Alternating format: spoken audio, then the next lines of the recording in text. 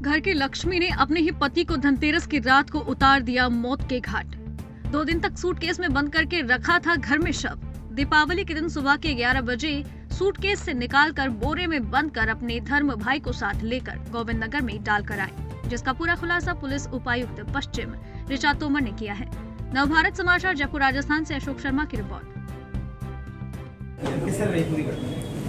करदनी थाना क्षेत्र के अंदर कल शाम को एक सूचना प्राप्त हुई कि किसी बोरे के अंदर किसी डेड बॉडी को डंप किया हुआ है।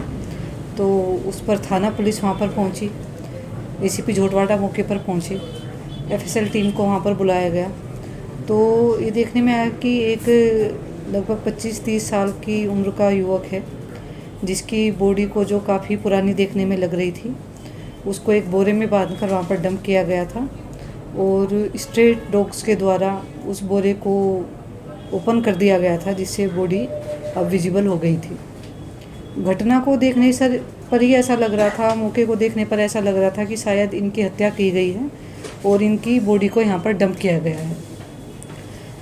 तो वेस्ट ज़िले की पुलिस ने इसको एक हत्या के केस के रूप में लेकर और बहुत ही सिंसियरिटी के साथ वॉर फुटिंग पे इस पर इन्वेस्टिगेशन प्रारंभ की और उसी का ये परिणाम हुआ कि लगभग 6 घंटे के अंदर ही हमने जो मृत थे उनकी आइडेंटिफिकेशन कर ली, उसके जो एक्यूज्ड थे उनकी आइडेंटिफिकेशन कर ली।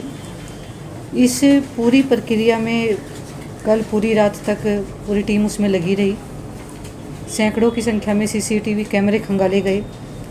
घटना क्षेत्र में जहाँ पर इस बॉडी को डंप किया गया था, निवारू रोड से लेकर और खातीपुरा तक एक कैमरे को, सीसीटीवी कैमरे की फुटेज का अध्ययन किया गया। वहाँ पर ग्रामीणों से बड़े स्केल पर पूछताछ की गई।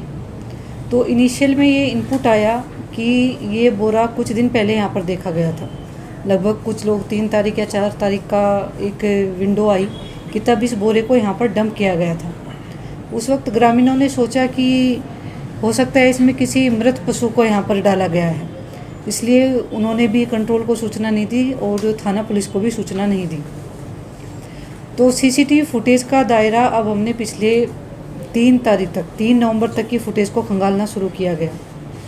उसमें स्टार्टिंग में आया कि 4 तारीख को स्कूटी पर एक राजपूत परिधान पहने हुए एक महिला दिखाई दी, उनके पीछे एक पुरुष बैठे हुए थे और दोनों ने बीच में एक बोरे को रखा हुआ था।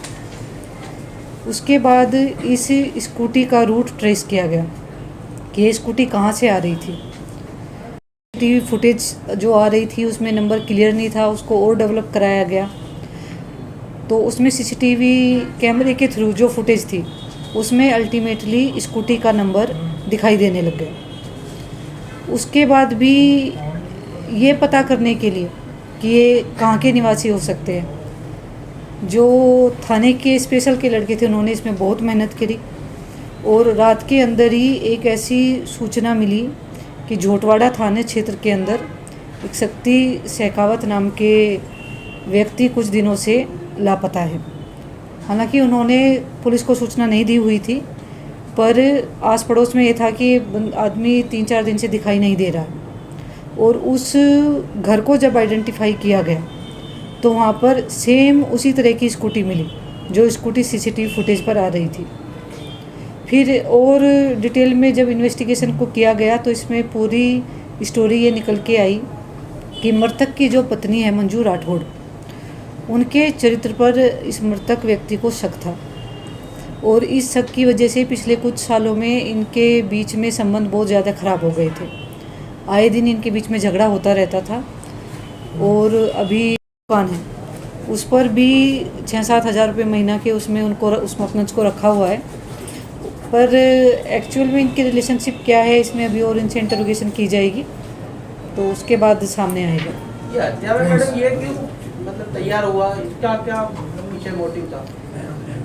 पंकज का कहना ये है कि मुझ पर काफ़ी पैसों का कर्ज था और मंजू मुझको फाइनेंशियली सपोर्ट किया करती थी, इसलिए मैं इसकी बात को इनकार नहीं कर पाया। अब तक का पंकज का वर्जन ये है। तो यही तो नहीं है उसका, उस बारे में अभी अनुसंधान जारी है हमारा।